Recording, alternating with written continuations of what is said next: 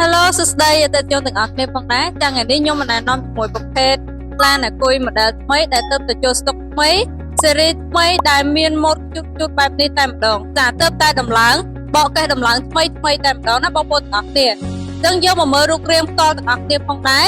សម្រាប់ឡានអាគុយនេះផងដែរគឺយើងប្រើប្រាស់ជាមួយនឹងកម្លាំង1000 វ៉ាតចាសម្រាប់កម្លាំងអាគុយវិញគឺ60 វ៉ុល 32 អាំពែបងប្អូនទាំងអស់គ្នាដែលទៅតែបកកេះដំឡើងថ្មីផងដែរអញ្ចឹងយើងមកកលេចមើលរូបរាងទាំងអស់គ្នាផងដែរជាមួយប្រភេទឡានអាគុយរបស់យើងចាថាមានរូបរាងខ្ជូតបែបណាចាអញ្ចឹងប្រភេទកៅអីវិញគឺមានជាមួយនឹងបំពាក់ជាមួយនឹងប្រភេទខ្សែក្រវ៉ាត់នេះគឺយើងងាយស្រួលក្នុងការការពារហើយនៅខាងមុខគឺទលាយើងស្រួលដាក់ជើងឬក៏អាចក្មេងៗឈរខាងមុខបានអញ្ចឹងសម្រាប់បងស្រីអ៊ំចាស់អីគឺគាត់អាចប្រើជាមួយនឹងប្រភេទ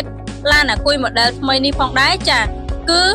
លក្ខណៈរូបរាងគឺបែបខ្ជូតហើយងាយស្រួលក្នុងការប្រើប្រាស់ធំទូលាយមាន space ដែលយើងអាចសម្រាប់ដាក់អាវ៉ាន់ក៏បានដាក់ក្មេងៗខាងមុខក៏បានខាងក្រោយក៏បានដែរអញ្ចឹងសម្រាប់កៅអីខាងមុខគឺមានជាមួយនឹងខ្សែក្រវ៉ាត់កៅអីខាងក្រោយក៏មានជាមួយនឹងខ្សែក្រវ៉ាត់ការពារដូចគ្នាអញ្ចឹងបងប្អូនមិនចាំបាច់បារម្ភក្នុងការជិះ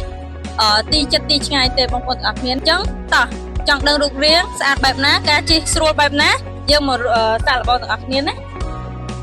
ទាក់ទងនឹងការបើកបរអត់មានពិបាកទេបងប្អូនទាំងអស់គ្នាយើងខំធ្វើការកាត់សោយើងចូលហ្គាសគឺទៅមកតែម្ដងបាយបាយ